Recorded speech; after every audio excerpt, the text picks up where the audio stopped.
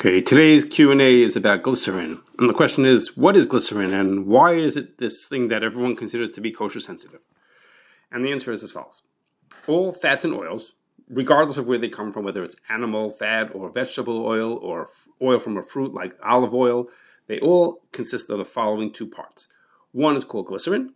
Glycerin is a molecule that, so to speak, looks like it has three arms coming out of it, sort of like the letter E. And the other part are fatty acids, 3 fatty acids, and each fatty acid is attached to one of those, so to speak, arms of the glycerin. Now, the glycerin for animal fat and vegetable oil, all fats and oils, the glycerin is exactly the same. And the difference between one fat or oil and the next is which fatty acids are the ones that are attached. For example, the reason why beef fat is solid at room temperature and olive oil is liquid at room temperature has to do with the fatty acids that are attached to them, which give them these different properties. Now, it's possible to separate the glycerin from the fatty acids. It's done under very high temperatures, something like 700 degrees Fahrenheit, under pressure in this really huge device, something like 100 feet tall, called a splitter. And that causes the glycerin and fatty acids to separate from one another. The truth is that the companies who do this are usually doing it because they want the fatty acid part of it. That's what they want.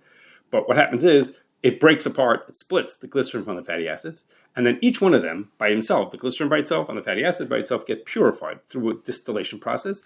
And what that does is it gives us pure glycerin, and also it divides the fatty acids. That isn't just this jumble of fatty acids that come out of this fat or oil, but very specific. Each fatty acid will be separated from the others. Commercially, animal fat is always not kosher. So that means is that glycerin made from animal fat is also obviously not kosher.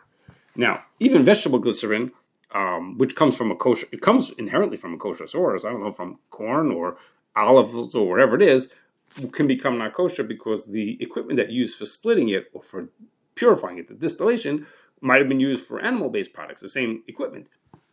Plus, on top of that, the glycerin has to be taken from place to place, meaning from the place where they do the splitting to the places where they're going to use it or they're going to, resell it.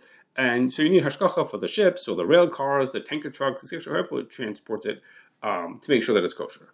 So these are the reasons why glycerin is kosher sensitive. It could be inherently not kosher, meaning coming from animal fat, or it could have become not kosher in the equipment that it's processed on or that it's transported with. Now, glycerin itself is used in food because it adds sweetness, and it helps retain moisture. And also, it's used in the kind of things that it's used in. It could be used in meaningful amounts, which are not balta b'shishim, and it tastes good. It doesn't taste bad.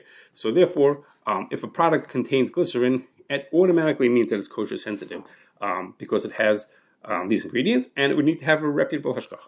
Now, glycerin is a common, significant component of medicines, of liquid medicines, of mouthwash, toothpaste, and vaping juice.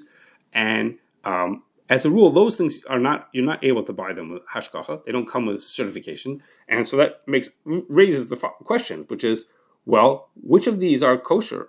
Which of these are edible? Is it liquid medicine, mouthwash, toothpaste, vaping juice, are those considered edible? Another question is, how likely is it that the company is using kosher vegetable glycerin instead of using non-kosher animal fat, not kosher animal glycerin? And also, how sick is the person? How important is it for the person to take this and, so to speak, take a chance of eating something that's not kosher?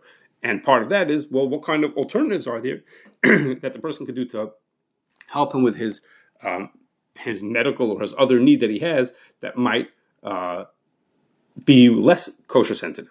So all those questions that I just mentioned are all serious questions, but unfortunately those are beyond the scope of today's Q&A. It's something that really needs to be talked over with the rabbis, sit down and ask them these different questions to make a decision of whether a person should use the product or not.